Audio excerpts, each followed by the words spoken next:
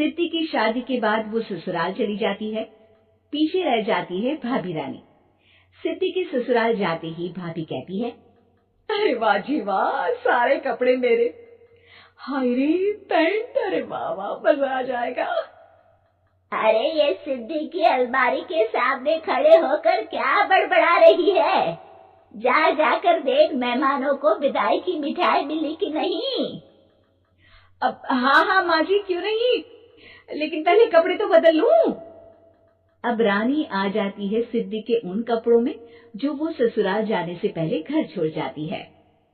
अरे रानी, कुछ दिन रुक जाती। अरे ये तो सिद्धि बिटिया को मैंने ही दिया था, बड़ा ही फबता था उस पर, तुझ पर तो कुछ खास नहीं लग रहा। अब वो ना मेरे सारे कपड़े गीले थे तो सोचा पहन लूं। वैसे भी सिद्धि को कौन सा दिन पुराने आउटडेटेड कपड़ों को पहनना है। वैसे भी ये सूट तो मैंने तभी पहना था, वैसे खास है भी नहीं ये। हाँ हाँ ठीक है, लेकिन ना मेरी सिद्धि पर तो जमता था। सारे मेहमान चले जाते हैं और सिद्धि ससुराल से मायके पहली बार आती है। अपना घर, अपना कमरा, अपनी अलमारी। ये बोलकर जैसे ही सिद्धि अलमारी खोलती है तो सामने उसके कपड़ों की जगह कुछ और ही रखा होता है। माँ, ओ माँ, जरा कमरे में तो आना। सास और रानी वहां पहुंच जाते हैं। रानी ने पहनी होती है सिद्धि की जींस और टी शर्ट। अरे भाभी, ये क्या? ये तो मेरी बड़ी ही महंगी टी शर्ट है, इसे आपने घर में क्यों पहनी है? अरे बहुत मिलती है दीदी ये चौक की मार्केट में, 150 में। ओ भाभी प्लीज, ये एरोपोस्टल है, 2000 की एक टी शर्ट। ओहो, 2000 में तो दीदी 4 साड़ी आ जाए। अब क्या बोलूं? भाभी, ये मेरी अलमारी में छोटू के कपड़े, तो मेरे कपड़े कहाँ है? मेरी अलमारी में? अब दीदी आपको कौन से पुराने कपड़े पहनने थे? माना भाभी, लेकिन मैं जब घर आती तो यही सब पहनती ना। अरे तुम तो बड़ी कंजूस हो दीदी। खैर वक्त आता है जब सिद्धि ससुराल के लिए रवाना हो रही होती है।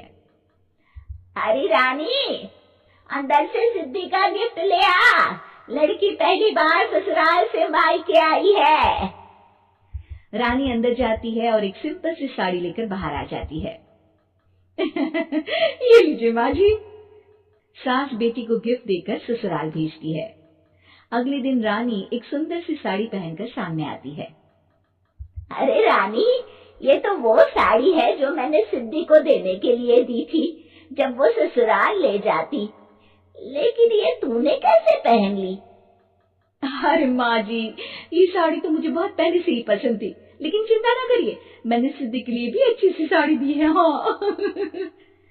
तभी सिद्धि का फोन आता है। क्या माँ, कुछ अच्छा तो दिया होता ससुराल ले जाने के लिए। अरे पहले दिखा दिया होता। यूं चमकते हुए पैकेट में नौकरानी वाली साड़ी मत दिया करो माँ। अरे बेटे, वो तेरी भाभी ने ना गलती से उससे पैकेट बदल गया। हाँ, मैं कल ही तेरे भाई के हाथ से तेरा वाला पैकेट भेज दूंगी। अरे रहने दो माँ, आई एम श्योर भाभी ने अभी वही साड़ी पहनी होगी जो तुमने मेरे लिए रखी थी। तुम तो समझ नहीं पाई उनको। खैर छोड़ो, मैं ज्यादा बोलती अच्छी नहीं लगती, रहने दो, आपको उन्हीं के साथ रहना है, फिर बात करेंगे। सास को रानी पर गुस्सा आ जाता है। वो उसके कमरे में जाती है जहाँ वो शादी का एल्बम देख रही होती है। रानी, मार्केट जाकर एक ऐसी ही साड़ी लेकर आ, कल प्रतीक जाकर सिद्धि के घर दे आएगा। अरे क्यों माँ जी, कितनी साड़ी देनी है दीदी को? यहाँ कोई सेल लगी है क्या? अरे चुप कर, मेरे बेटी के हिस्से की साड़ी खुद पहन ली, अब ज्यादा ज्ञान बांट रही है। एक दिन सिद्धि का फोन आता है। माँ, मेरी सास ने आज सबको खाने पर बुलाया है। सारे लोग सिद्धि के ससुराल पहुंचते हैं। खाना खाकर वो लोग निकल रहे होते हैं कि सिद्धि की सास सभी को गिफ्ट देती है।